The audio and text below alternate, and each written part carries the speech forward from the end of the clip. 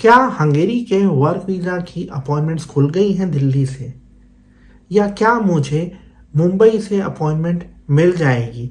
ये ऐसे सवाल हैं जो मुझसे हमारे सब्सक्राइबर्स ने पूछे हैं कमेंट करके या व्हाट्सएप पे मैसेज भेज के। तो आज के इस वीडियो में हम बात करेंगे हंगेरी के वर्क वीज़ा के अपॉइंटमेंट्स के बारे में। मैं ये आपको बताने वाला हूँ कि अगर आपको अपॉइंटमेंट्स नहीं मिल रही हैं तो उसका क्या रीज़न है और क्या सॉल्यूशन है। आप क्या ऐसा करें जिससे आपको अपॉइंटमेंट्स मिल जाए। इससे पहले कि हम आगे बढ़े, मैं आपसे रिक्वेस्ट करूंगा कि आप हमारे यूट्यूब चैनल को सब्सक्राइब कर लीजिए, क्योंकि मेरा पर्पस है आपको 100% जेन्युइन इन्फॉर्मेशन देना। तो दोस्तों, हो क्या रहा है कि पिछले कुछ सालों में हंगेरी में जो लोग काम करने के लिए जाना चाहते हैं और जो वर्क वीज़ा अप्लाई करना चाहते हैं उनका नंबर्स बढ़ा है। तो इस वजह से जो लाइनें हैं एम्बेसीज में या कॉन्सुलेट्स में या हंगेरी के वीएफएस में, वो लाइनें लंबी हो रही हैं। और इस साल के शुरू में जो हंगेरियन इमिग्रेशन है, जिसे हम बोलते हैं national directorate for alien policing, उसने 2 महीने के लिए कोई भी नई जो लॉन्ग टर्म वीज़ाज हैं उनकी एप्लीकेशन लेना बंद कर दिया, क्योंकि जो नए इमिग्रेशन रूल्स हैं वो इम्प्लीमेंट होने के लिए ट्रांजिशन पीरियड चल रहा था। तो इस वजह से जो ये लाइन है ये और लंबी हो गई है।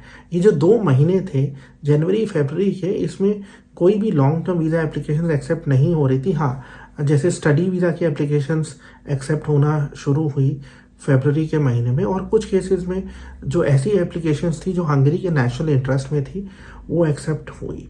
तो जब मार्च में इमिग्रेशन ने एप्लीकेशंस को एक्सेप्ट करना शुरू किया तो ये लाइन और लंबी हो चुकी थी। अब ये जो लाइन बड़ी लंबी है, यानी ये इस तरीके से हो गया कि एम्बेसी को बहुत सारा काम करना है।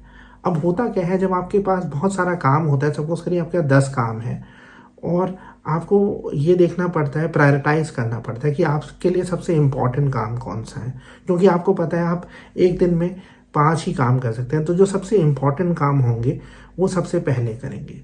तो हंगेरियन एम्बेसी या कॉन्सुलेट ने क्या किया है, ऐसे लोग जिनका हंगेरी जाना ज़रूरी है, जो ऐसे प्रोजेक्ट्स में काम कर रहे हैं जो हंगेरियन गवर्नमेंट के लिए इम्पोर्टेंट प्रोजेक्ट हैं, या जो ऐसी कंपनीज में जा रहे हैं जो हंगेरियन गवर्नमेंट की स्ट्रैटेजिक पार्टनर कंपनीज हैं, या जो हाईली स्किल्ड लोग हैं।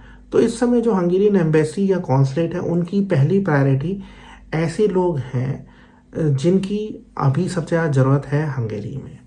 तो सबसे पहले उनका नंबर आएगा, फिर उन लोगों का नंबर आएगा जिनकी कंपनीज बीच वाले लेवल पे हैं, और सबसे बाद में उनका नंबर आएगा जो छोटी कंपनीज में जा रहे हैं।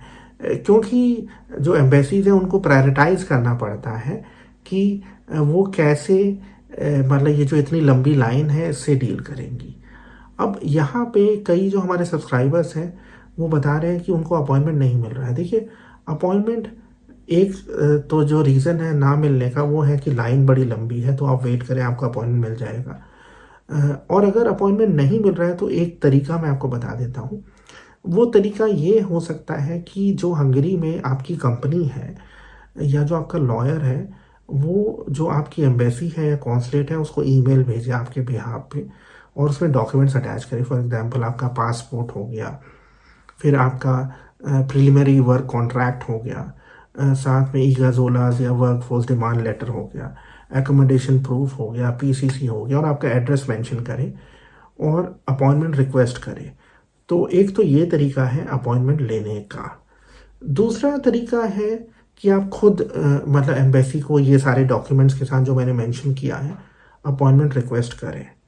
अगर फिर भी नहीं अपॉइंटमेंट मिल रही है तो एक पॉसिबिलिटी ये है कि जो हंगरी में आपकी कंपनी है वो बोगस है, क्योंकि हमने पिछले कुछ महीनों में ऐसे केसेस देखे हैं जहाँ पे एम्बेसी ने एप्लीकेशन लेने से मना कर दिया है या डॉक्यूमेंट्स को रिटर्न कर दिया है। कुछ केसेस में वीएफएस ने भी एप्लीकेशन लेने से मना कर दिया है, और कुछ केसेस हमने ऐसे भी देखे हैं जहाँ पे अपॉइंटमेंट देने के बाद अपॉइंटमेंट को कैंसिल कर दिया है।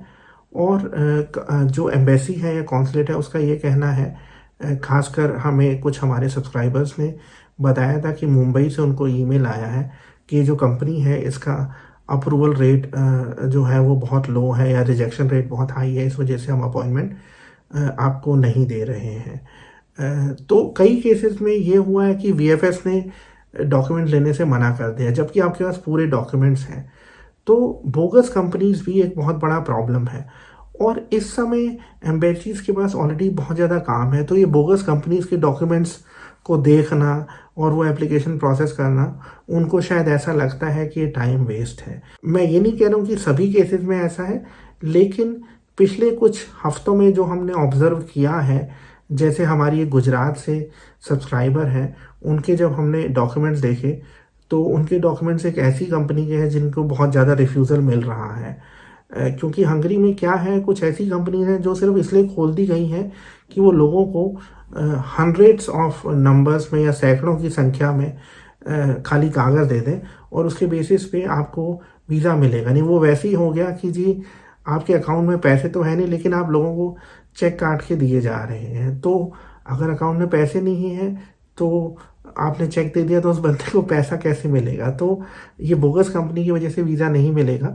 तो इस वजह से भी जो हंगेरियन एम्बेसी या कॉन्सुलेट है, वो इन कंपनीज के जिनके पास डॉक्यूमेंट्स हैं उनको अपॉइंटमेंट नहीं दे रहा है। और कुछ केसेस में क्या वो कर रहे हैं, वो या तो ये रिस्पॉन्स देते हैं कि आपके डॉक्यूमेंट्स पूरे नहीं हैं, और कुछ केसेस में वो जवाब ही नहीं देते हैं। तो ये भी एक रीज़न हो सकता है।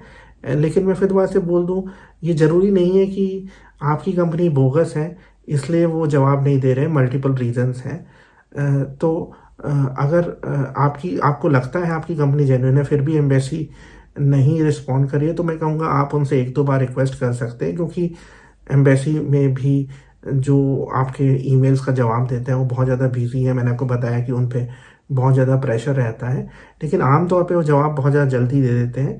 तो अगर वो एक दो बार में नहीं देते हैं, तो आप हफ्ते भर 10 दिन के बाद फिर दोबारा से उनसे रिक्वेस्ट कर सकते हैं। और हंगेरी की एम्बेसी में कहूँगा और कंट्री की एम्बेसीज के मुकाबले ज़्यादा प्रॉम्प्ट है रिस्पॉन्स करने में, अगर आपके डॉक्यूमेंट्स जेन्युइन हैं तो। क्योंकि हमने ऐसा रिसेंटली ऑब्जर्व किया है, जो कुछ हमारे सब्सक्राइबर्स हैं, क्लाइंट्स हैं, उनको अपॉइंटमेंट्स मिली हैं। तो फिर भी अगर आपको अपॉइंटमेंट में दिक्कत आती है, किस तरीके की दिक्कत आ रही है, वो आप हमें फीडबैक दीजिए, और मैं और जो सॉल्यूशंस हैं वो पता लगाने की कोशिश करूँगा। तो मुझे उम्मीद है कि वीडियो आपको पसंद आया होगा। मैं जाते हुए आपसे रिक्वेस्ट करूँगा कि आप हमारे यूट्यूब चैनल को सब्सक्राइब कर लीजिए। Thank you very much.